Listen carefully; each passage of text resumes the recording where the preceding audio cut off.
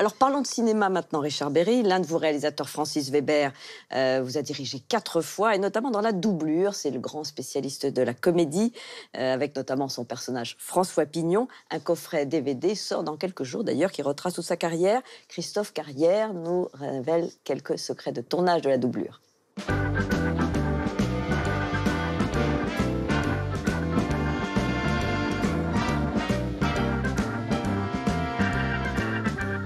La Doublure, sortie en 2006, est une régalade signée Francis Weber avec Gad Elmaleh dans le rôle de François Pignon, indétrônable Candide incarné auparavant par Pierre Richard, ou encore Jacques Villeray. Cette fois, Pignon sert d'alibi à un PDG, Daniel Auteuil. J'ai dit n'importe quoi.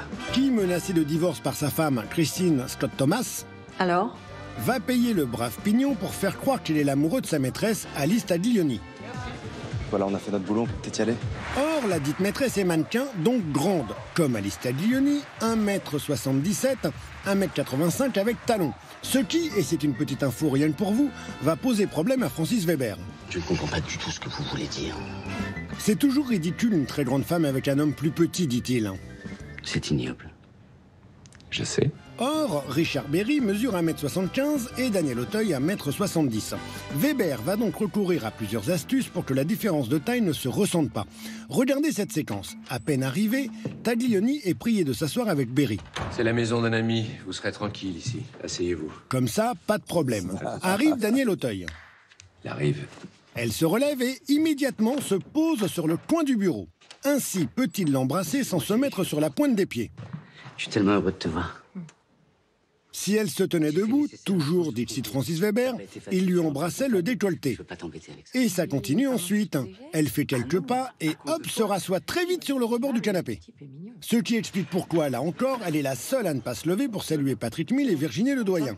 Ça va, tu vas plus chez nous? Non qu'elles soient impolies, mais que Francis Weber a oublié cette vérité cardinale qui simplifie la vie. La seule bonne taille pour les jambes, c'est quand les deux pieds touchent bien par terre. À bientôt. Bon appétit. Bon, ça, c'est des petits secrets qui nous font sourire. Moi, je trouve pas ça si ridicule que ça, une femme plus grande qu'un homme. Ben non. Non, c'est rentrer dans les mœurs. C'est pas grave. Absolument. Votre rencontre avec Francis Weber, mais aussi avec tous les réalisateurs dont on a parlé, au fond, quand vous êtes happé par ce cinéma, est-ce que c'est un peu par hasard? Parce que vous êtes un homme de théâtre au départ. En ce qui concerne Francis, oui. Parce que Francis, il n'avait pas... il pensait pas que je pouvais rentrer dans la comédie comme ça. Et je me souviens qu'il est venu me voir 2-3 fois au théâtre dans des comédies. Et c'est grâce à ça, d'ailleurs, grâce à Josiane, qui le disait tout à l'heure dans votre film. Qu'on découvre ce pouvoir comique. Oui, voilà. Et c'est comme ça qu'il est venu à moi. Moi, j'aime beaucoup la comédie. Chacun... Moi, j'avais appris ça quand j'étais au conservatoire avec Antoine Vitesse. On a chacun un clown. Il faut savoir où est ce clown et comment le faire fonctionner, quoi. Mais je pense qu'on a tous les moyens, à un moment donné ou à un autre, de faire rire, ouais. Mais c'était pas forcément votre emploi au début. Non, parce que, pas. vous savez, on est très, dépendant de son physique. Moi, j'ai un physique qui inspire pas forcément à la comédie au départ, si vous voulez. Mais voilà, il faut avoir un peu d'imagination et croire un peu aussi dans la capacité que les acteurs ont de se transformer.